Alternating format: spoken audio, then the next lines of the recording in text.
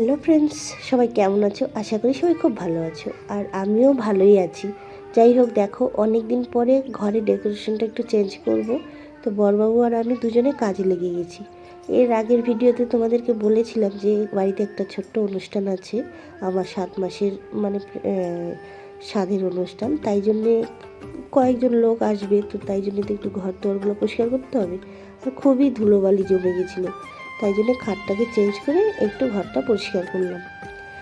So যাই হোক, আমি কিন্তু অনেক কষ্ট করে ভিডিওগুলো দিই, তোমরা কিন্তু আমাকে একটুকুও সাপোর্ট করো না, ভিডিওগুলো দেখতেই চাও না।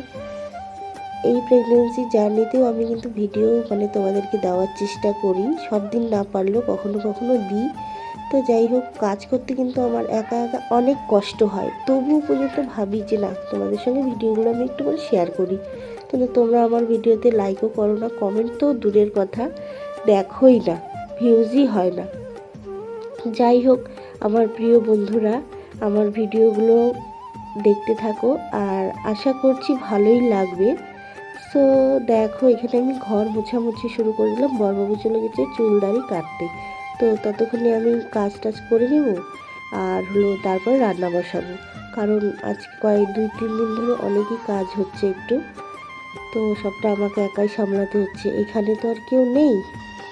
সো ঘর মোছামুছি করে তারপরে যাব আমি, অনেকগুলো বস্তা টস্তা আছে, জামা কাপড় আছে, এসব ধুতে, বাসন, তারপরে গিয়ে স্নান করব।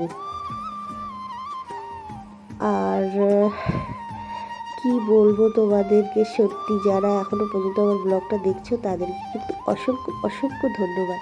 যাই হোক, আমি চলে আসলাম রান্নাঘরে। রান্নাঘরে একটা বাথরুম আছে, ওখানে সব কিছু ধোয়া টোয়ার জন্যে। রান্নাঘরটা কিন্তু একদম অনেক বড় ঘর। তো দেখো, এখানে আমি বস্তা টস্তাগুলো ধুয়ে নিচ্ছি, আর ঝাড়ু বস্তা অনেক কিছু ছিল ধোয়ার। বাড়িতে একটা অনুষ্ঠান থাকলে অনেক কাজ থাকে, আর সেগুলো আমাকে নিজেকেই করতে হচ্ছে। বড়বাবু তো ডিউটি যাচ্ছে, তারপরে ও বাইরের বাজার টাজার এটা সেটা করছে, তো ঘরের কাজগুলো তো আমাকেই করতে হবে, আর কে আছে বলো এখানে। দেখো কতগুলো বাসনও জমা হয়ে আছে, সেগুলোও ধুতে হবে, তারপরে স্নান করে তারপরে আবার রান্নাও করতে হবে। তো যাই হোক, কাজ করতে কিন্তু আমার ভীষণই কষ্ট হয়, ভিডিওতে মনে হয় যে না ফটাফট করে নিচ্ছি, কিন্তু তা কিন্তু নয়, ভীষণ ভীষণ কষ্ট হয়। অনেক সময় কান্না পেয়ে যায় যে কীরকম ভাগ্য আমার, সব একা একা আমাকে করতে হয়।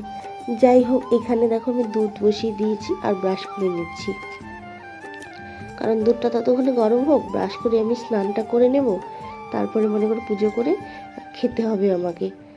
তো যাই হোক, এখানে এখনও পর্যন্ত হাঁড়িটা ভিজানো আছে, কারণ হাঁড়িটা একটু ভাত টাত লেগেছিলো বলে শক্ত হয়ে আছে, তাই জন্য ধুয়ে নেব। রান্না পূজা নাস্তা হয়ে গেছে, রান্না পূজা না, পূজা নাস্তা এসব হয়ে গেছে, এখন আমি রান্না করতেছি দেখো, আর রান্নাটা প্রায় হয়ে গেছে। মিষ্টি কুমড়োর তরকারি আর মাছের ঝোল আলু দিয়ে।